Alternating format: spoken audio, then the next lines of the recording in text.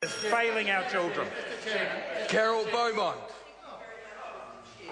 Talofa lava I sui mā mulu o le maoata whono.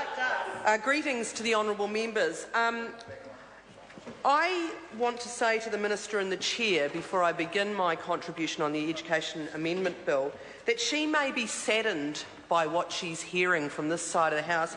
Let me say that on this side of the House we are absolutely outraged at this piece of legislation, at this bill which will undermine our public education system, which has no good purpose but has many dangers to it. And during the course of this evening, we are going to go through each and every one of those reasons. And in part one of this bill, where the substantive provisions are that set up charter schools, and that's what they are, you can call them partnership schools if you like, but under the National Act Confidence and Supply Agreement, what they are is charter schools, and they are the price of John Banks' vote. Let's not fool ourselves here, people.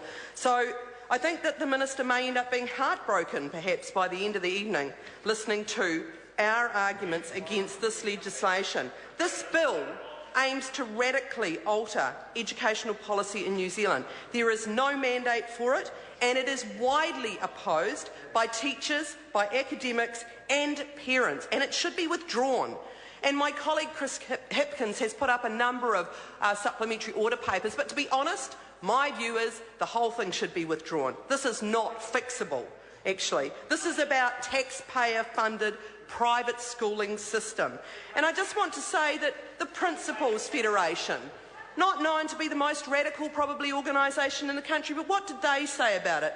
They said the model being proposed is not a public school system, but a taxpayer-funded private schooling system.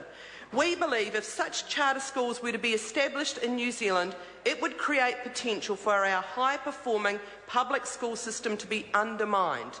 There is no call from the education sector or the New Zealand public to establish charter schools, and Treasury has advised that they do not see benefits in it, and certainly the Ministry of Education, the experts, have raised their concerns as well.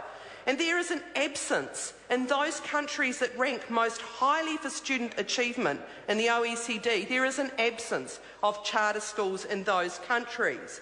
So I think it's really important we look at the arguments here. Why do we care so much? Why am I outraged? Well, education is one of the most important things that we are tasked with as members of Parliament, providing quality education to all of our children wherever they live so that they can maximise their potential and they can contribute to our country and they can live full and rewarding lives. It is transformational. But we have a world-leading education system. That isn't to say it's perfect, and it isn't to say that there aren't improvements that can be made.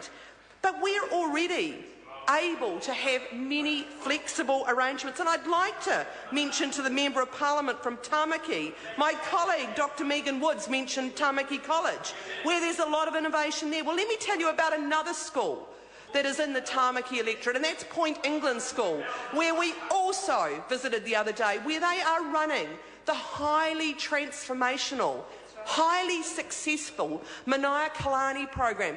If you want to see best practice in a low decile school, then I would urge members in this House to go to that school and look at that cluster of schools in Tamaki. And they are doing that. They are doing that under the existing system because there is the flexibility. They have lifted student achievement on every single measure. Every single measure. A low decile school in a cluster of schools that are predominantly Māori and Pacific, and they have done that under our existing public education system by introducing a way of learning that really caters to those kids' needs and creativity, using all of the innovation around e-learning, getting those kids blog and are followed from people all around the world. Those children produce their own school television programs. Those children are learning at an increasing rate of knots. It is successful. We do not need a charter school. We don't need the Point England Charter School or the Tamaki cluster of charter schools to do innovative things and to lift student performance. And so I think that the whole, Mr. Chair, Carol Bowman. Thank you very much, Mr. Chair.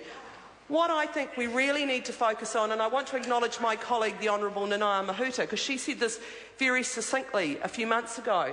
If we're worried about student achievement, and of course we are, because we want every child to have the best possible start, then we need to do things differently. But we can do things differently in the existing system, and what we need is Indigenous local solutions that actually are relevant to New Zealand children. Just like the Manaia-Kalani work in the in the Tamaki cluster of schools that was led by Point England School. That is a local solution. It suits those children. So what I'm saying here is this is a failed model imposed onto the New Zealand education system unnecessarily. And there is good progress already being made. That's the other thing that I think is being missed in this debate. There is good progress being made in lifting performance. And in fact, interestingly enough, somebody that I wouldn't normally quote from, but the Minister of Education in September 2012 said, acknowledged that progress was being made. Ms. Parata says it's particularly exciting to see the improvement in the number of Māori and Pacifica students leaving school with either NCA Level 1 or Level 2 or above. We have seen the proportion of Māori school leavers who have achieved NCA Level 1 or above go from 61.8% in 2009 to 68.6% last year. Now, what's going on is that schools and principals and teachers and communities are looking for solutions, and what we need to do is identify those things that work, the sort of things we saw at Tamaki College, the sort of things we saw at Point England School with the Manaia-Kalani Trust, and actually say these are successful. The evidence is there. The evidence is there that they are successful. Let us replicate these things throughout our education system, making the necessary adjustments for local communities. Which brings me to another really important point here. Who actually wants these charter schools? Well, certainly parents don't. 82% of New Zealanders did not think charter schools should be allowed to employ untrained or registered teachers. And who is going to be cut out of having a say under charter schools? Well, let me tell you, it's parents and communities who are going to be cut out of having a say under what the government's proposing here.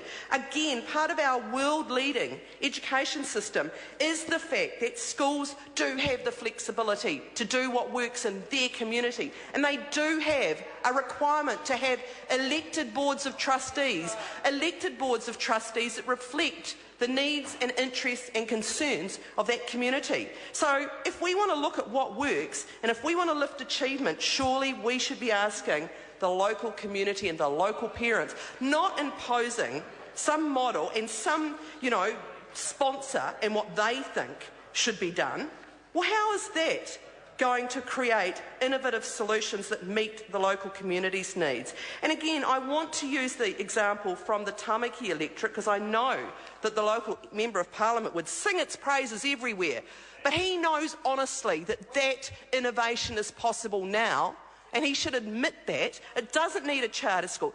But that school and that cluster of schools have only been able to do what they're doing because they've had parent and community buy-in, because they've had the process to get parent and community buy-in. And that is what is going to be denied with charter schools, where there is no requirement to have elected boards of trustees. Now, during the course of the evening, we're going to go through and talk about a number of our concerns, but I too want to add my voice about why it is so wrong to allow unregistered, unqualified teachers to teach our children. And I think that the majority of New Zealand parents actually value and trust the teachers in their primary schools and their secondary schools, and they know that we have well-qualified teachers.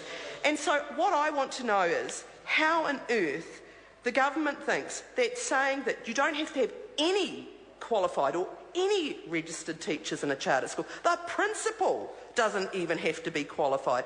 How on earth is that going to work? And I mean, the government itself, I mean, and, you know, I feel like I'm quoting the government too much. The National Party policy in 2011, education in schools, said that their goals were to A, strengthen accountability, well, they're taking the community say out, and enhance teacher competency.